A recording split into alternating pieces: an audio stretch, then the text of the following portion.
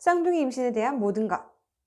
안녕하세요. 봄플입니다. 오늘은 제가 쌍둥이 임신 그리고 임신 기간에 대한 정보를 드리려고 영상을 찍고 있는데요. 저는 지금 현재 쌍둥이 임신 30주에 접어들었어요. 몸도 많이 무겁고 이때까지 수많은 증상들을 겪어왔는데 쌍둥이 임신에 대해서 궁금해하시는 분들이 많으셔가지고 제가 이렇게 영상을 찍게 되었어요. 네, 총 4가지의 정보를 준비했는데요. 첫 번째, 쌍둥이 임신 방법이 있나요?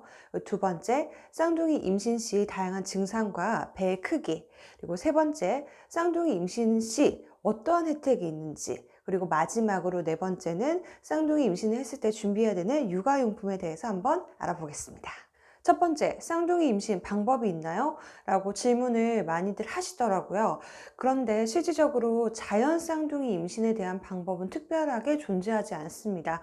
난임 시술이라든지 쌍둥이를 위한 시험관 시술을 위해서는 방법이 병원에서는 있지만 자연 쌍둥이 임신 같은 경우는 특정 약을 복용한다거나 병원을 간다고 해서 생길 수 있는 부분은 발견하지 못했어요. 그리고 실질적으로 남편과 저희 집안에는 쌍둥이에 대한 이력이 없습니다. 근데 주변에 쌍둥이를 임신한 임산부 분들의 얘기를 들어보면 집안에 그런 이력이 없이도 자기는 쌍둥이를 임신했다는 말씀들을 많이 하시더라고요.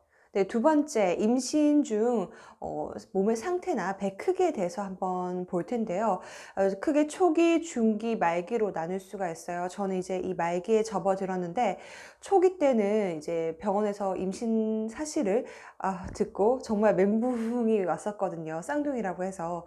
그래서 초반에는 몸의 변화도 굉장히 많이 일어나고 특히 심리적인 이 호르몬 때문이라서 그런지 심리적인 변화도 굉장히 크더라고요. 그래서 저는 사실 임신 우울증을 좀 초반에 겪었어요.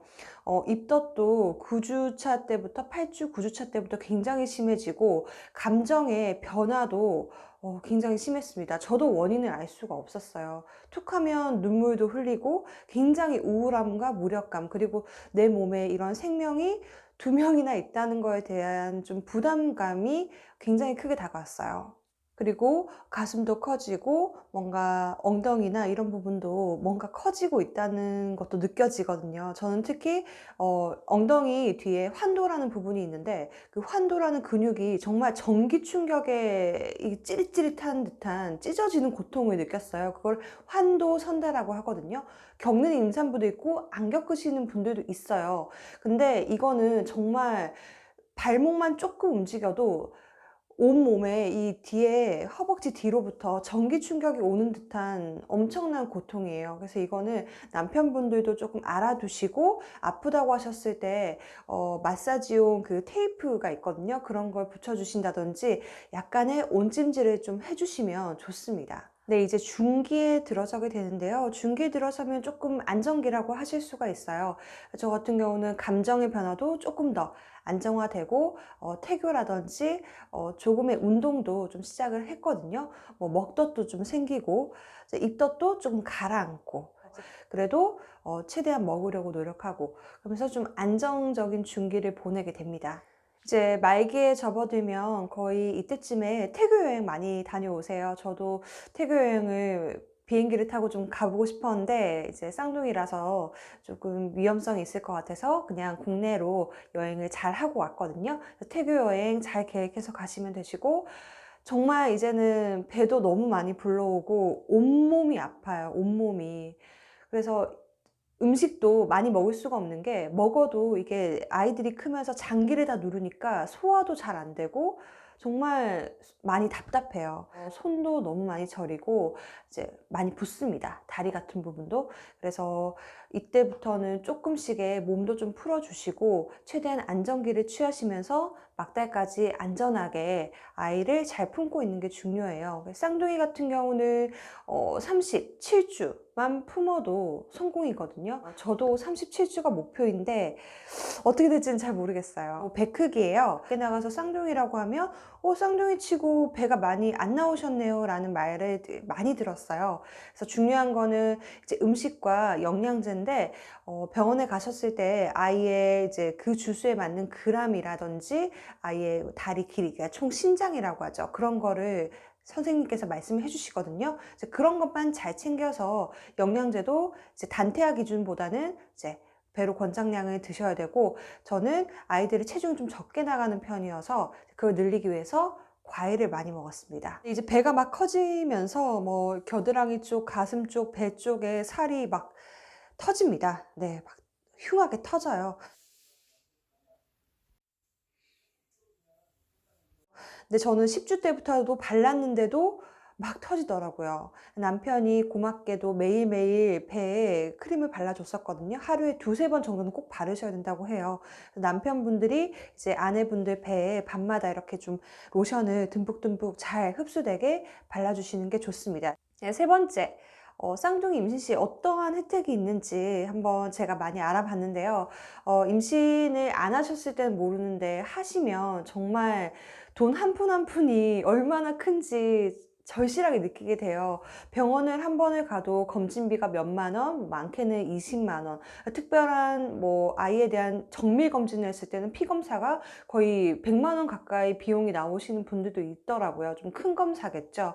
이제 그러실 경우는 이제 우리나라에서 아이를 낳아라곤 하는데 도대체 어떠한 이거 혜택이 있는지 알아보니까 기본 그 아이를 가졌을 때 받는 이제 바우처 금액이라고 하죠. 이제 병원 다닐 때 쓸 검진비라든지 영양제비를 할 수 있는 바우처 금액을 줘요. 1인 태아는 60만 원, 그리고 저 같은 쌍태아 같은 경우는 100만 원을 주더라고요. 60만 원을 줘놓고 왜 다태아는 20만 원을 뺀 100만 원만 주지? 라고 처음엔 생각을 했는데, 이제 이것도 예산을 늘려서 주는 거라고 하더라고요. 그래서 이게 이제 기본적인 혜택이고, 쌍둥이 출산 시에 있는 혜택을 한번 보니까 이거는 자기가 거주하는 시와 군에 따라서 혜택이 다 달라요. 그래서 저는 이제 부산시에 무슨 구로에서 검색을 했는데 아무리 찾아도 쌍둥이에 대한 뭐 특별한 혜택은 뭐 딱히 없더라고요. 그리고 보험. 와, 이 보험 들려고 정말 병원을 몇 번을 왔다 갔다 하고 서류를 몇 가지를 뗐는지를 몰라요. 저는 특정 보험사에서 상담을 받은 건 아니고 보험을 종합적으로 해서 이제 설계를 해주시는 분한테 받았는데, 결론은 종합보험 한 개, 한 군데에서 받고 다른 데서 다 거부당했어요. 그리고 실비보험도 아예 다 거부당했어요. 실비는 태어난 이후에 다시 심사를 받아서 들 수 있습니다. 마지막으로 네 번째, 육아용품인데요. 이게 두 명이니까 다 두 배가 들더라고요. 그래서 구매를 하시기 전에 검색하시면 육아용품이라고 해서 리스트가 정말 많이 나옵니다. 엄청 꼼꼼하게 잘 정리해 놓은 리스트가 많은데, 저는 그거를 사기 전에 분류를 했어요. 자, 선물 받을 수 있는 거, 그리고 물려 쓸 수 있는 거, 대여할 수 있는 거, 그 나머지를 빼고는 우리가 구매할 수 있는 거, 이렇게 네 가지를 먼저 분류를 했어요. 네, 먼저 선물 받을 수 있는 거 꽤 많거든요. 왜냐면 주변에서 너무 감사하게도 뭐 필요해? 뭐 줄까라고 선물을 이제 해주시는데, 주로 많이 주시는 게 바로 옷이에요. 옷. 뭐 내복이라든지 배냇저고리, 아이들 컸을 때 입을 수 있는 옷이라든지, 아니면 작은 그 신생아용 뭐 신발 같은 거, 이제 그런 걸 주시거든요. 이제 그런 거는 좀 빼놓고 생각을 해주셔야 되세요. 두 번째, 바로 이제 물려 쓸 수 있는 거예요. 그래서 뭐 지인이라든지 가족이라든지 뭐 친구, 이렇게 물려 쓸 수 있는 물건이 있거든요. 저 같은 경우도 앞에서 이제 옷을 선물을 많이 받고, 이제 이 물려 쓸 수 있는 물건도 제 사촌 중에서 아이가 있으신 분이 있으셔가지고, 아이들 쓰는 그 작은 장난감 있잖아요. 뭐 장난감, 인형, 뭐 교구, 도구 같은 거, 책, 이걸 굉장히 많이 받았어요. 이것도 다 사면 돈이잖아요. 그래서 이것도 이제 물려받을 수 있는 거는 받으셔야 됩니다. 세 번째, 대여할 수 있는 건데요. 요즘 대여 사이트가 너무 잘 돼 있어요.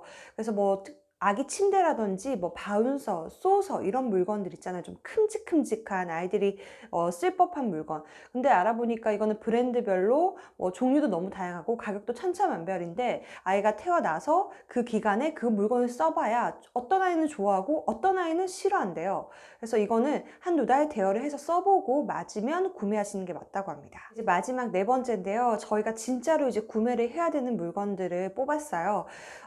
일단 가장 좋은 팁은 알리익스프레스라고 직구 사이트, 뭐 알리바바라든지 미국의 아마존 같은 직구 사이트를 잘 이용하시는 게 좋거든요. 정말 저렴한 가격에 잘 사실 수가 있어요.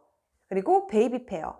이제 뭐 웨딩 페어도 가보셨으면 아시겠지만 베이비 페어도 마찬가지거든요. 정말 다양한 제품군을 한 곳에서 다 보실 수가 있기 때문에 너무 이제 그 상술에 휘말리지만 않으신다면 저희도 베이비 페어 가서 되게 필요한 물건 좀 싸게 많이 사왔거든요. 이제 그런 식으로 하시면서 아기 용품을 조금 더 보충을 해주시면 되세요. 네, 쌍둥이 임신에 대한 간단한 정보를 한번 보셨는데요.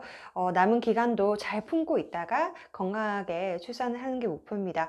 임산부 분들 너무 고생 많으세요. 네, 봐주셔서 감사합니다.